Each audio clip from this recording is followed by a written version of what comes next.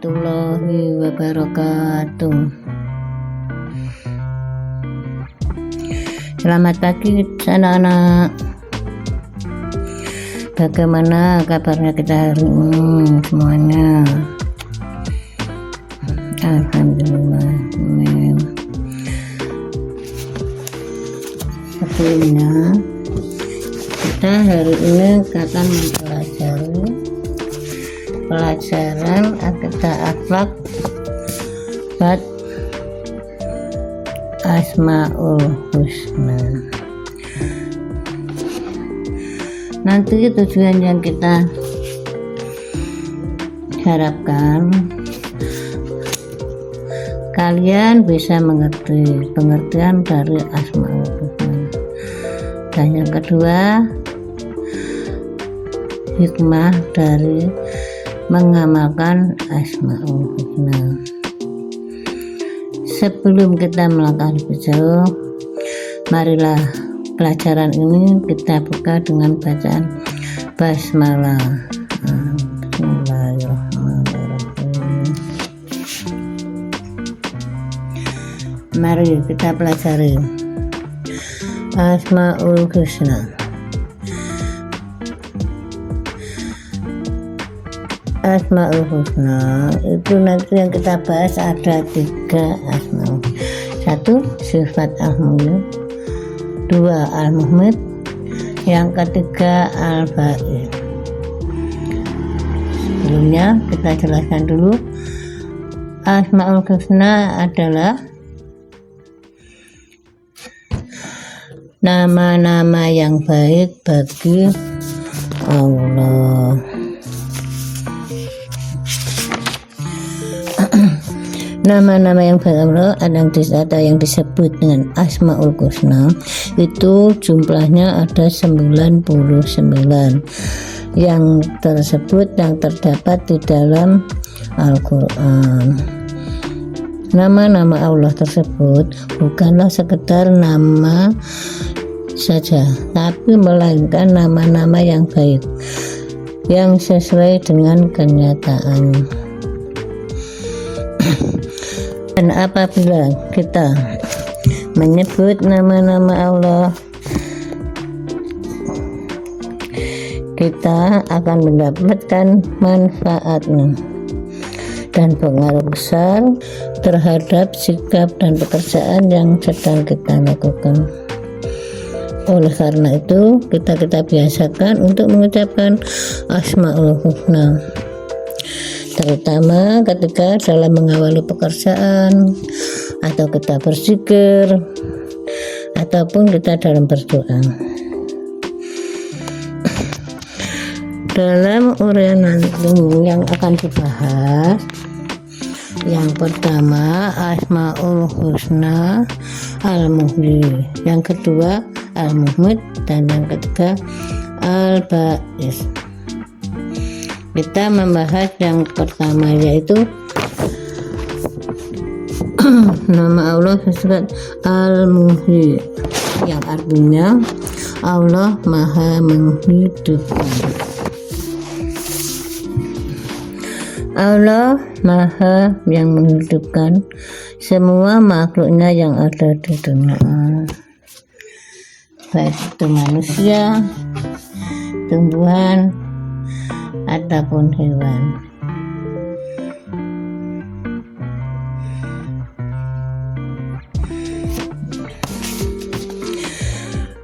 Sifat al-muhyi Allah, sifat al-muhyi Allah itu terdapat pada surat Al-Kahf ayat 43. Allah berfirman yang bunyinya yaitu inna nahnu nuhyi wa yumituna wa ilaihina nasir, yang artinya sesungguhnya kami menghidupkan dan mematikan, hanya kepada Kamulah tempat kembali semua makhluknya. Al-Kahf ayat 43. Sifat-sifat Allah mengingatkan kita bahwa Allah memberi kehidupan kepada segala sesuatu yang tidak berkehidupan. Manusia tidak bisa hidup tanpa kehendak dan kuasanya. Allah memberikan kita kekuatan dan kemampuan untuk berpikir, bertindak, dan kemampuan lainnya untuk memenuhi hajat hidup kita. Hajat hidup kita adalah karena Allah yang tidak ternilai harganya. Karena itu kita harus bersyukur dengan senantiasa beribadah kepadanya dan meningkatkan amal soleh kita. Sekarang yang kedua yaitu Al-Mu'min, yang artinya Allah Maha Mematikan. Semua makhluk hidup akan mengalami kematian sebagaimana yang terdapat dalam firman Allah surat Al-Ankabut ayat 57, yang artinya tiap-tiap orang yang bernyawa akan merasakan mati, kemudian hanyalah kepada kamu kembalikan. Firman Allah yang menjelaskan tentang sifat Allah Al-Mu'min, yaitu surah Al-Ahqaf ayat 68 yang bunyinya huwaladzi yuhyi wa yumitu amran fa innama yaqulu laha kun fayakun, yang artinya dialah yang menghidupkan dan mematikan, maka apabila dia menetapkan sesuatu urusan, dia hanya berkata kepadanya jadilah, maka jadilah. Quran surat Al-Ahqaf ayat 68. Bukti Allah Subhanahu wa Ta'ala bersifat Al-Mu'min adalah Allah Subhanahu tidak pernah kesulitan mematikan hambanya. Allah juga memiliki banyak cara untuk mengakhiri kehidupan makhluknya di dunia ini, seperti terjadinya musibah dan bencana alam yang menewaskan banyak korban jiwa, gempa dengan tsunami yang memporak-porandakan menewaskan banyak korban jiwa. Sekarang yang ketiga yaitu sifat Allah dari Al-Ba'its, yang artinya yaitu Allah Maha Membangkitkan.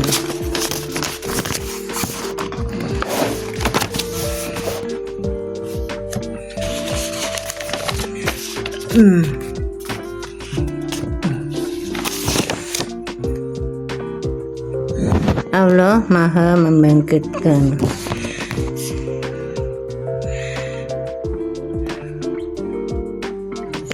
Allah akan membangkitkan dan menghidupkan segala yang telah mati, membangkitkan manusia dari alam kubur setelah hari kiamat nanti, yang dilanjutkan dihitung pertimbangan di seluruh amal perbuatannya selama hidup di dunia. Kemudian manusia akan mempertanggungjawabkan seluruh amalnya.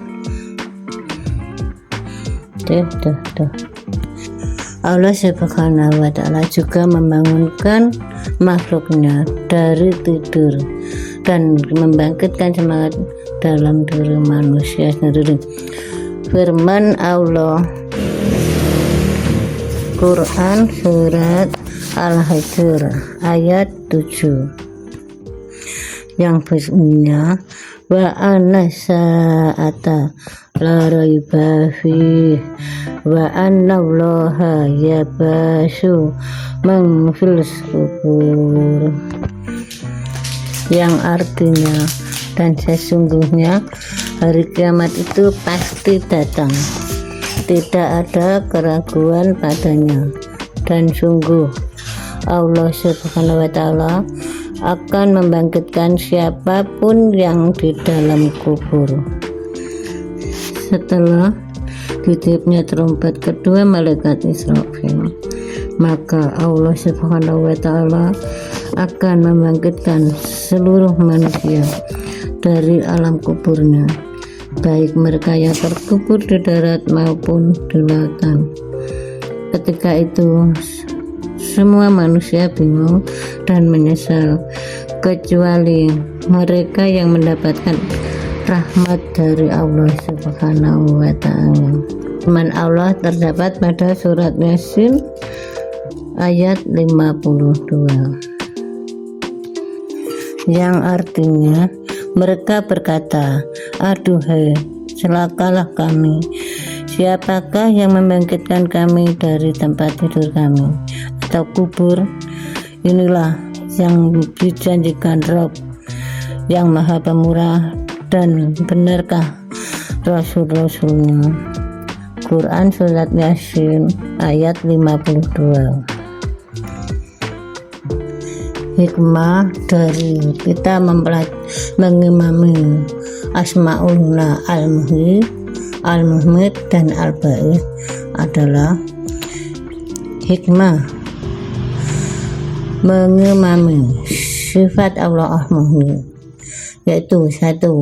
Memahami hidup secara hakiki, 2. Menjaga kelangsungan hidup, yang ketiga menjadikan hidup lebih bermanfaat, yang keempat tidak putus asa, yang kelima menjaga serta melestarikan kehidupan alam sekitar kita.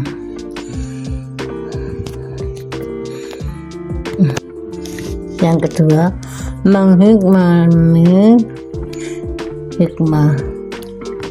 hikmah mengimami dari sifat Allah Al-Muhmid, yaitu yang pertama, mengekang hawa nafsu supaya tidak melanggar larangan Allah. Yang kedua, menegakkan amar ma'ruf nahi munkar. Yang ketiga, mengutamakan kepentingan umum daripada kepentingan pribadi. Yang keempat, memperbanyak amal kebaikan. Yang kelima, selalu mengingat kematian. Nah, yang terakhir, hikmah mengimami sifat Allah Al-Ba'is. Yang pertama, menyadari bahwa orang yang hidup pasti akan mati. Yang kedua, beramal sebaik-baiknya dan sebanyak-banyaknya. Yang ketiga, membangkitkan semangat hidup. Yang keempat, optimis, tidak mudah putus asa. Dan yang kelima, bangkit dari kegagalan. Dari uraian di atas, kita harus bisa meneladani dan mengimami dari sifat-sifat Allah Al-Muhyi, Al-Muhmid, dan Al-Ba'is dalam kehidupan sehari-hari. Dan semoga kita selalu mendapatkan keberkahan dan ridho dari Allah Subhanahu wa Ta'ala. Pelajaran bab Asmaul Husna ini sudah selesai, maka kita tutup pelajaran dengan bacaan hamdalah. Alhamdulillahirabbil alamin.